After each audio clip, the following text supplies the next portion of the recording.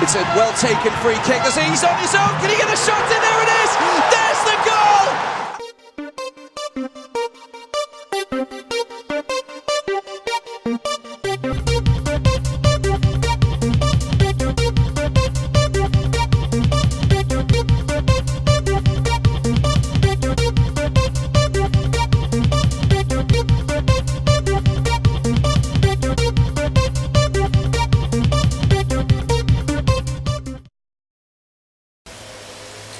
Hello and welcome to Kts Sports Review.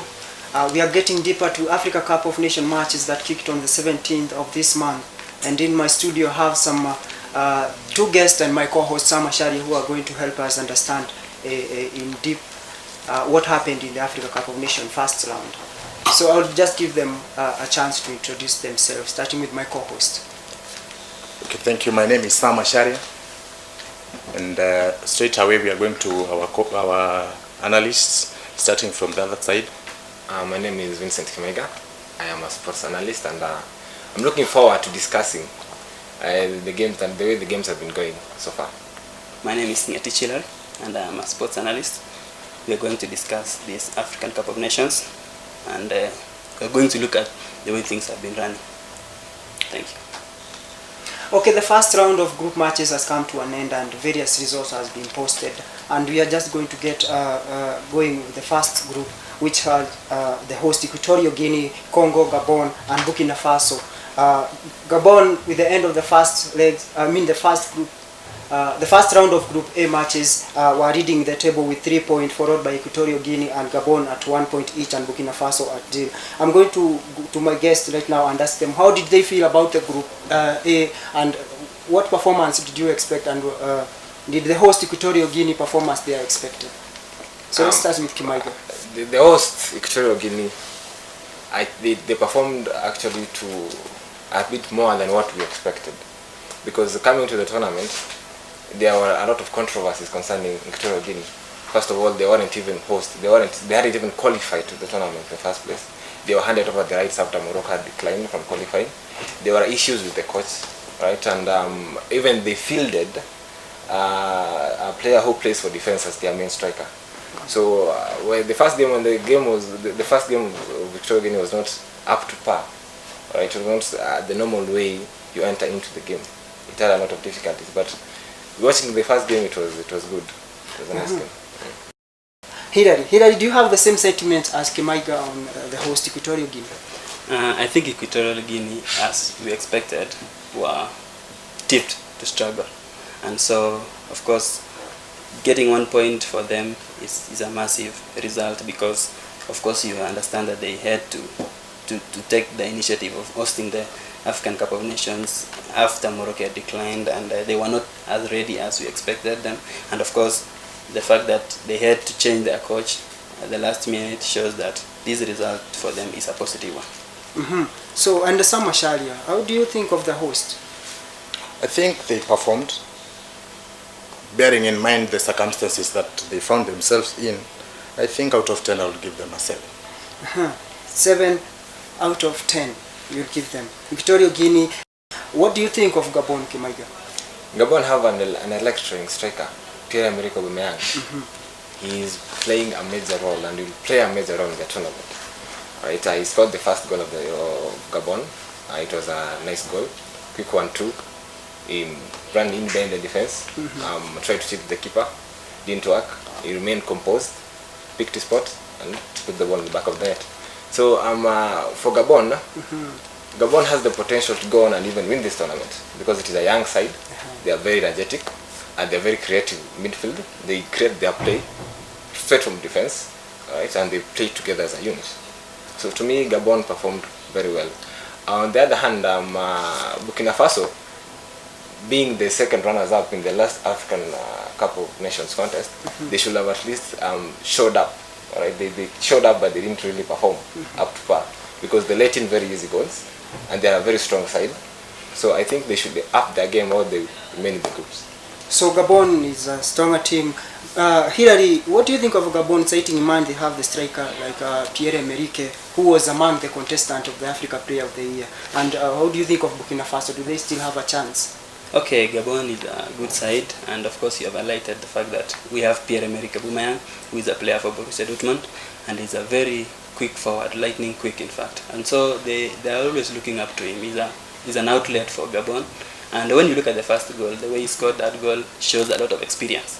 He should have, if it was somebody else, maybe he should have shot at the keeper or taken too many touches. But for him, he was very composed, a composed striker, someone who has played at the highest level. So Gabon, for me, is a very good side, and they are showing that they can play with intensity. They move the ball very fast, and the final ball is good. That's why Emerick Aubameyang had a chance with the keeper on one-on-one. And then Burkina Faso, bearing in mind that in 2012? In 2013. 2013 they were the finalists, and they flopped at the final. But we expect them at least to take the game to Gabon, show that they were finalists the other time. So for me, Burkina Faso have disappointed, but of course we also expect Gabon to go far because of the experience of the squad. So we are going to go to Group B. Remember, Group A are going to be matched with Group B, and Group B had Tunisia, had Cape Verde, Zambia, and DR Congo, and those 4 teams are at a tie with 1 point each. So we are going to ask our analyst, Kemaiga, how do you feel about Group B with Tunisia, Cape Verde, Zambia, and Congo at 1 point each? Group B is not that competitive, according to me, because for Zambia, Zambia were the 2012 winners. This should be an easy group for them. The only team that should be giving them competition right now is Tunisia. Cape Verde they were introduced into the tournament a few years ago. They are still, we can still call them newcomers into the tournament. And also, Zambia is an attacking side, and Tunisia is a bit. It has gone. The level of Tunisia's game over the past few years has gone down. So Zambia should be taking this tournament and should be going to the quarterfinals without any problems. That is, if they are willing to and if they are playing up to par. So Zambia are the favorite to top Group B. Hilary, do you have the same feelings? Remember, Zambia were the 2012 Africa Cup winners. So do you think they still go ahead and scoop it? Okay, personally, I'm very surprised that Zambia is struggling in this group because, well, when you look at Zambia, 2012 winners, look at the goal they scored in Group B. The first goal was scored in the 2nd minute. We expected them to go ahead and score more, but really they struggled all the way until Congo equalized at the 66th minute. We are not saying Congo DR is a small team, but look at the way this team is built as such. It's built so high, so that we expect a lot from them.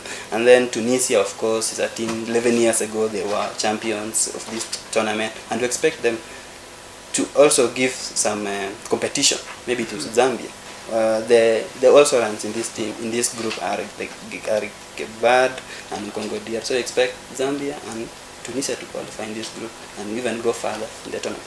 So Sam Masharia, Zambia had the early opener in the 2nd minute before DR Congo equalized in the 66th minute. Who are your favorite team to top this group and to proceed to the quarters? Do you think Zambia has a chance as Tunisia or any other team in that group? Personally, I think Tunisia is a stronger team, more than Zambia. And next week, I believe there will be a match. The 2 teams will be playing. And in this group, it is a very interesting group. It is a group that can turn tables. Bearing in mind that they have 1 point each, that tells you they are already organizing themselves. They know they are at the verge of leaving the tournament, and nobody is willing to leave. So this group is very serious. It can turn tables, but I think in this group, Tunisia might turn. Okay, I beg to differ because Tunisia, the strikers have a problem.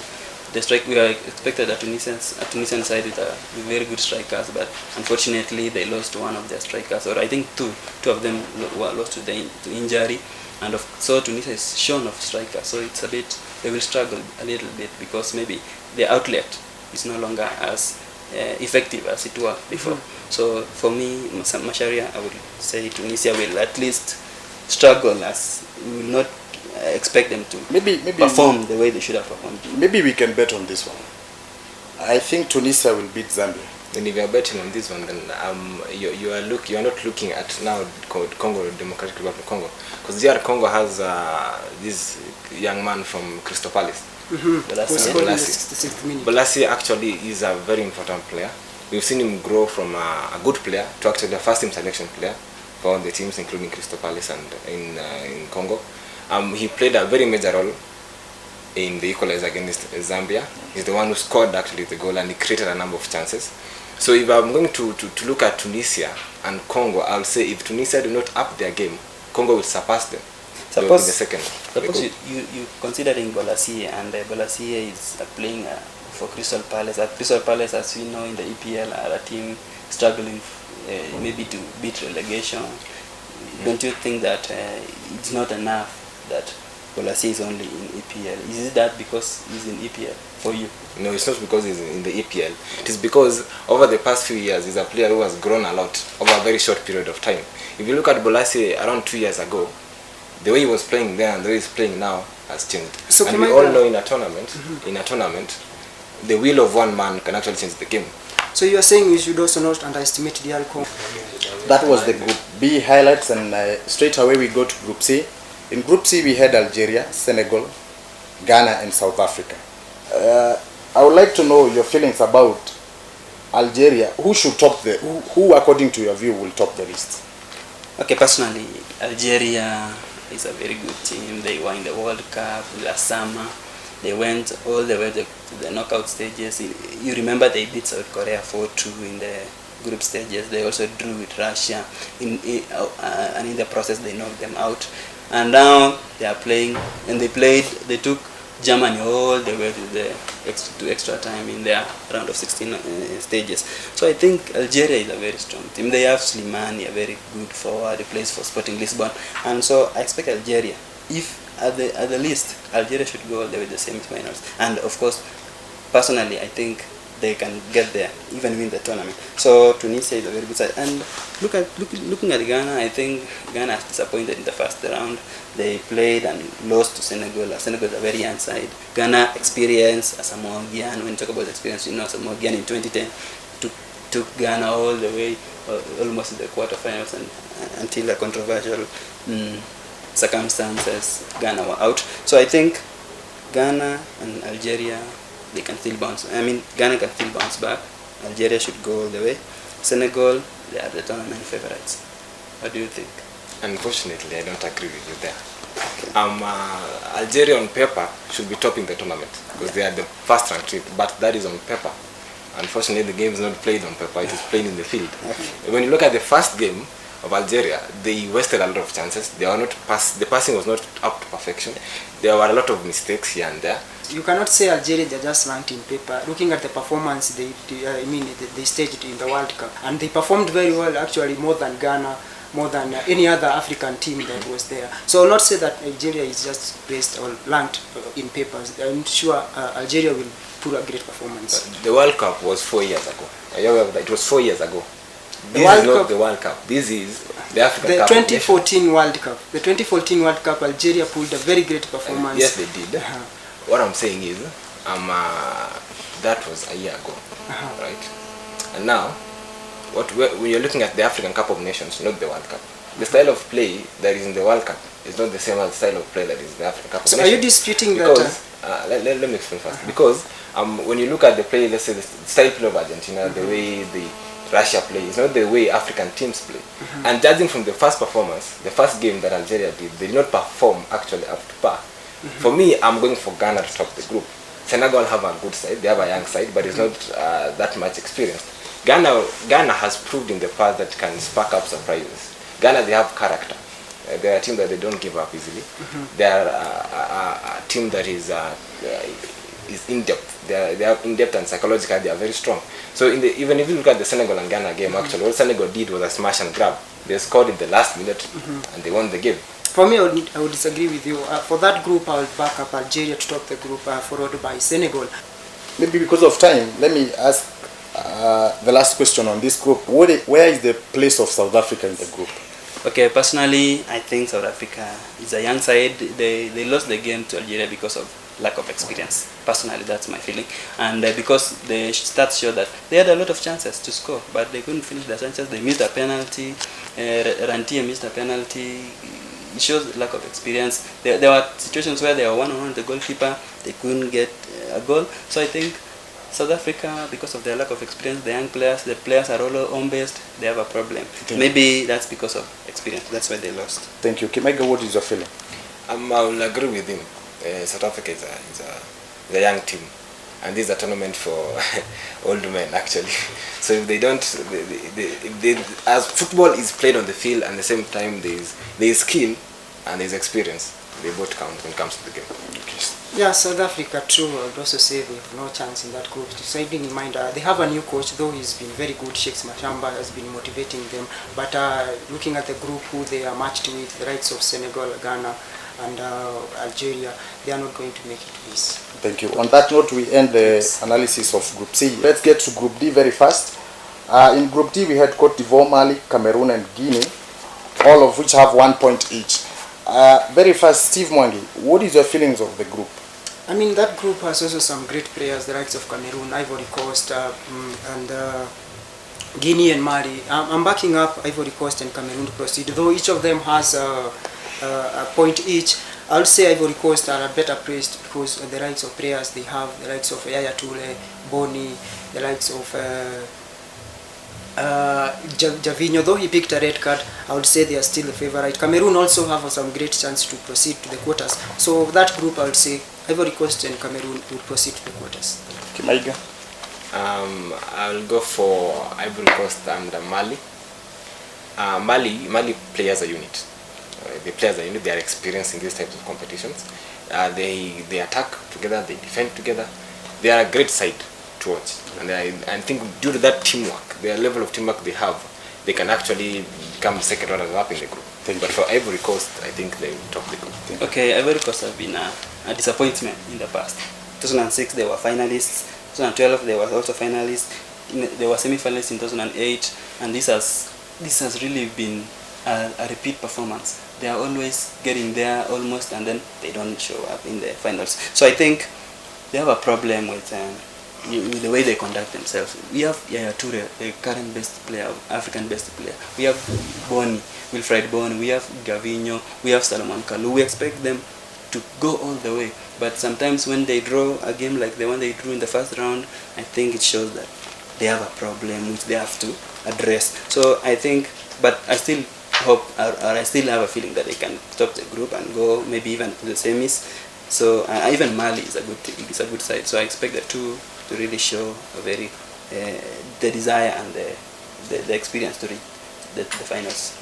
Well, thank you so much, gentlemen. It's been great, and that's all we had for you at KTS Sports Review. See you next week. It's a well taken free kick. He's on his own. Can he get a shot